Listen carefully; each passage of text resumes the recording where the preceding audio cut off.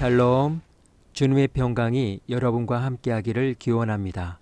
오늘 성경 읽기와 말씀 묵상을 통해 하나님의 말씀을 깨닫는 지혜와 기도하고 간구하는 모든 것들 위해 응답의 열매가 충만하기를 소망합니다. 오늘 성경 읽기 내비게이션은 사무엘하 14장입니다. 스루야의 아들 요압이 왕의 마음이 압살롬에게로 향하는 줄 알고 드고아의 사람을 보내 거기서 지혜로운 여인 하나를 데려다가 그에게 이르되, 청하건대 너는 상주가 된 것처럼 상복을 입고 기름을 바르지 말고 죽은 사람을 위하여 오래 슬퍼하는 여인같이 하고 왕께 들어가서 그에게 이러이러하게 말하라 하고 요압이 그의 입에 할 말을 넣어주니라. 드고아 여인이 왕께 아를 때 얼굴을 땅에 대고 엎드려 이르되, 왕이여 도우소서. 무슨 일이냐? 나는 진정으로 과부니이다. 남편은 죽고 이 여종에게 아들 둘이 있더니 그들이 들에서 싸우나 그들을 말리는 사람이 아무도 없으므로 한 아이가 다른 아이를 쳐 죽인지라. 온 족속이 일어나서 당신의 여종 나를 핍박하여 말하기를 그의 동생을 쳐 죽인 자를 내놓으라. 우리가 그의 동생 죽인 죄를 갚아 그를 죽여 상속자 될 것까지 끊겠노라 하오니, 그러한즉 그들이 내게 남아있는 숫불을 꺼서 내 남편의 이름과 씨를 세상에 남겨두지 아니하겠나이다. 내 집으로 가라. 내가 너를 위하여 명령을 내리리라. 내 주 왕이여, 그 죄는 나와 내 아버지의 집으로 돌릴 것이니 왕과 왕위는 허물이 없으리이다. 누구든지 내게 말하는 자를 내게로 데려오라. 그가 다시는 너를 건드리지도 못하리라. 청하건대 왕은 왕의 하나님 여호와를 기억하사 원수 갚는 자가 더 죽이지 못하게 하옵소서. 내 아들을 죽일까 두렵나이다. 여호와께서 살아계심을 두고 맹세하노니 내 아들의 머리카락 하나도 땅에 떨어지지 아니하리라. 청하건대 당신의 여종을 용납하여 한 말씀을 내 주 왕께 여쭙게 하옵소서. 말하라. 그러면 어찌하여 왕께서 하나님의 백성에게 대하여 이 같은 생각을 하셨나이까? 이 말씀을 하심으로 왕께서 죄 있는 사람같이 되심은 그 내쫓긴 자를 왕께서 집으로 돌아오게 하지 아니하심이니이다. 우리는 필경 죽으리니 땅에 쏟아진 물을 다시 담지 못함 같을 것이오나 하나님은 생명을 빼앗지 아니하시고 방책을 베푸사 내쫓긴 자가 하나님께 버린 자가 되지 아니하게 하시나이다. 이제 내가 와서 내 주 왕께 이 말씀을 여쭙는 것은 백성들이 나를 두렵게 하므로 당신의 여종이 스스로 말하기를 내가 왕께 여쭈오면 혹시 종이 청하는 것을 왕께서 시행하실 것이라 왕께서 들으시고 나와 내 아들을 함께 하나님의 기업에서 끊을 자의 손으로부터 주의 종을 구원하시리라 함이니이다. 당신의 여종이 또 스스로 말하기를 내 주 왕의 말씀이 나의 위로가 되기를 원한다 하였사오니 이는 내 주 왕께서 하나님의 사자같이 선과 악을 분간하심이니이다. 원하건대 왕의 하나님 여호와께서 왕과 같이 계시옵소서. 바라노니 내가 내게 묻는 것을 내게 숨기지 말라. 내 주 왕은 말씀하옵소서. 이 모든 일에 요압이 너와 함께 하였느냐? 내 주 왕의 살아계심을 두고 맹세하옵나니 내 주 왕의 말씀을 좌로나 우로나 옮길 자가 없으리이다. 왕의 종 요압이 내게 명령하였고 그가 이 모든 말을 왕의 여종의 입에 넣어주었사오니 이는 왕의 종 요압이 이 일의 형편을 바꾸려 하여 이렇게 함이니이다.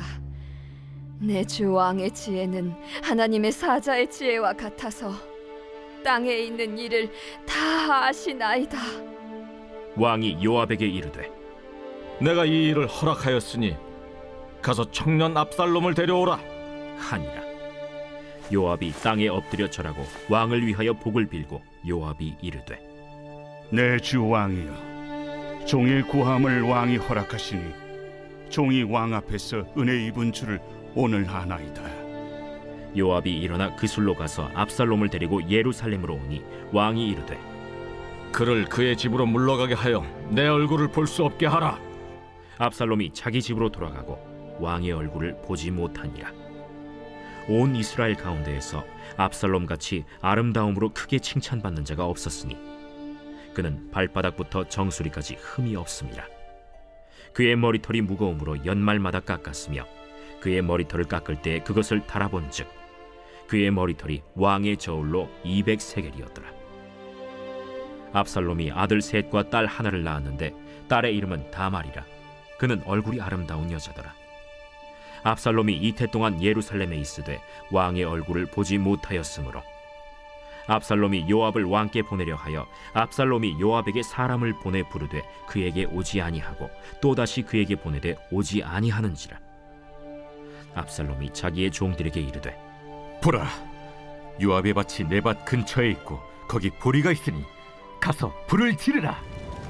압살롬의 종들이 그 밭에 불을 질렀더니 요압이 일어나 압살롬의 집으로 가서 그에게 이르되 어찌하여 네 종들이 내 밭에 불을 질렀느냐? 내가 일찍이 사람을 내게 보내 너를 이리로 오라고 청한 것은 내가 너를 왕께 보내 아뢰게 하기를 어찌하여 내가 그 술에서 돌아오게 되었나이까? 이때까지 거기에 있는 것이 내게 나았으리이다 하려 함이로라. 이제는 내가 나로 하여금 왕의 얼굴을 볼 수 있게 하라. 내가 만일 죄가 있으면 왕이 나를 죽이시는 것이 옳으니라 하는지라. 요압이 왕께 나아가서 그에게 아뢰매 왕이 압살롬을 부르니 그가 왕께 나아가 그 앞에서 얼굴을 땅에 대어 그에게 절하매 왕이 압살롬과 입을 맞추니라.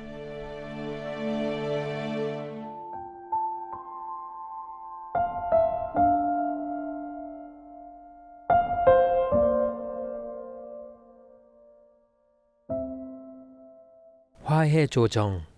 갈등 상황에서 분쟁 조정사가 중재하여 양측 간의 갈등을 해소하고 화해시키는 과정을 말합니다. 화해 조정은 일상적인 갈등은 물론 대인관계에서 가족, 친구, 동료 및 국가 간의 갈등 등 다양한 상황에서 대화를 통해 상호적인 이해와 양보를 도모하고 상호 간의 관계를 개선하는 데 목표를 둡니다. 화해 조정은 소송과 같은 법적 절차와 달리 비공식적인 방식으로 진행됩니다. 중재자는 강제적으로 결정을 내리거나 판단하지 않고 양측의 이해관계를 조심스럽게 다루고 중립적인 자세로 대화를 도모하여 상호 합의점을 찾도록 인도합니다. 하지만 화해 조정이 항상 모든 갈등을 해결할 수 있는 완벽한 해결책은 아닙니다. 그러므로 제3자 입장에서 화해를 시키는 것은 경우에 따라서 함부로 해서는 안 되는 경우도 많습니다. 영화 대부의 명대사 중 적과의 화해를 주선하는 자가 있다면 그건 배신자라는 말도 있습니다. 또한 잘못하면 중재자가 양쪽 모두한테 배신자로 낙인될 수도 있습니다. 오늘 사무엘하 14장의 주제어는 화해 조정입니다. 다윗의 마음이 압살롬에 대한 미움보다 그리움이 더 커져만 가고 있다는 것을 감지한 요압은 두 사람의 관계 회복을 위한 중재자로 나섭니다. 그는 한 지혜로운 여인을 드고아에서 데려와 다윗에게 할 말을 주었습니다. 그 방법은 수년 전 나단이 다윗과 밧세바의 관계에 대해 사용한 것과 비슷합니다. 요압은 드고아의 과부에게 두 아들이 있는 것처럼 이야기를 꾸몄습니다. 그런데 아들들끼리 싸워서 한 아들이 다른 아들을 죽였다는 것입니다. 사건의 자초지종을 들은 집안 사람들이 형제를 죽인 아들을 처형해야 한다고 주장했습니다. 그러나 여인의 입장에서는 살아있는 아들이 다른 아들을 죽였지만 그나마 살아있는 아들마저 잃을 수 없다는 것이었습니다.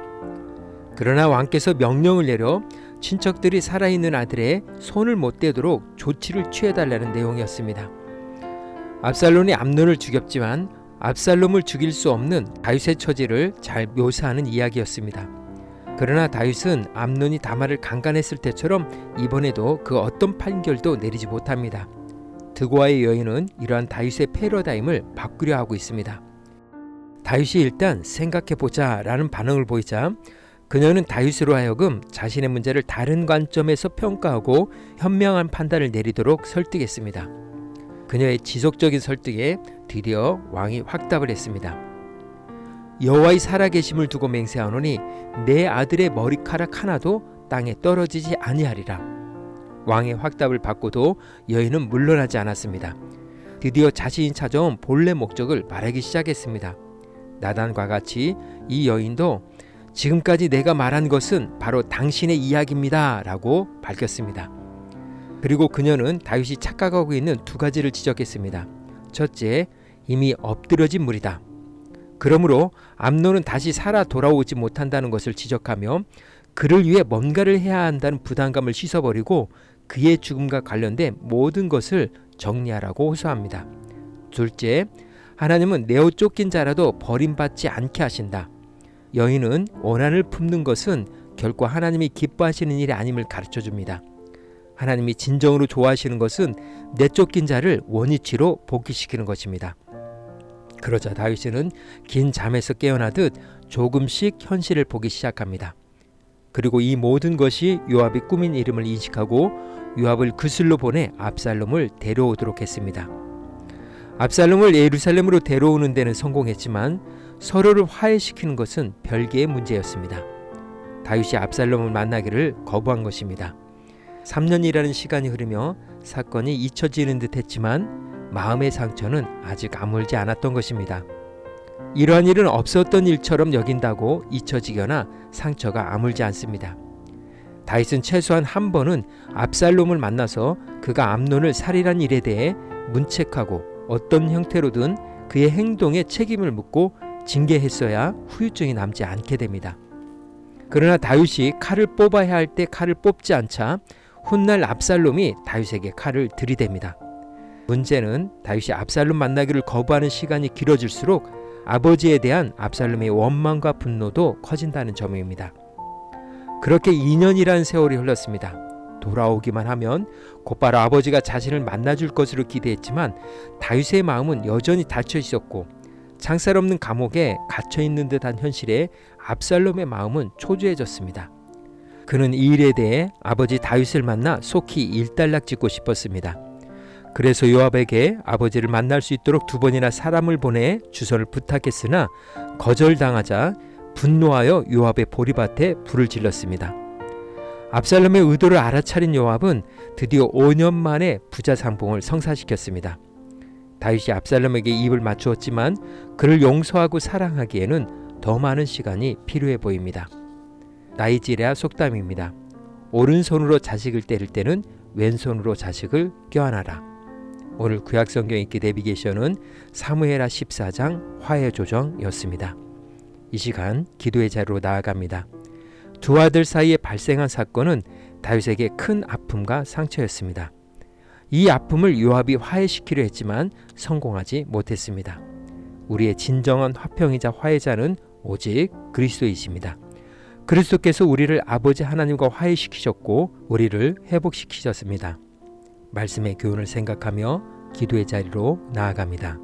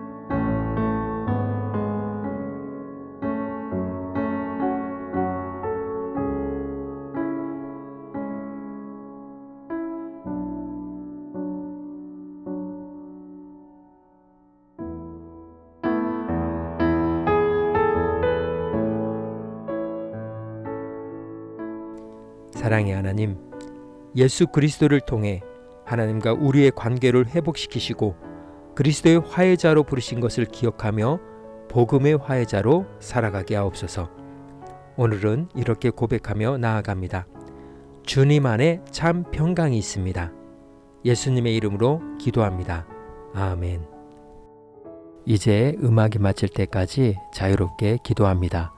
하나님께서 우리의 기도에 귀 기울여 주십니다.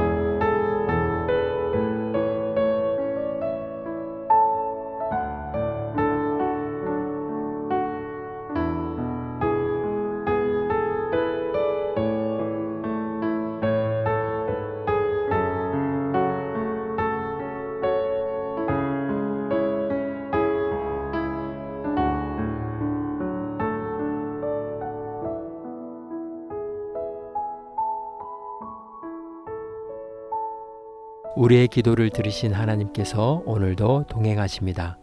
주님 안에서 성령의 새 역사를 쏘내려 가시길 축복합니다.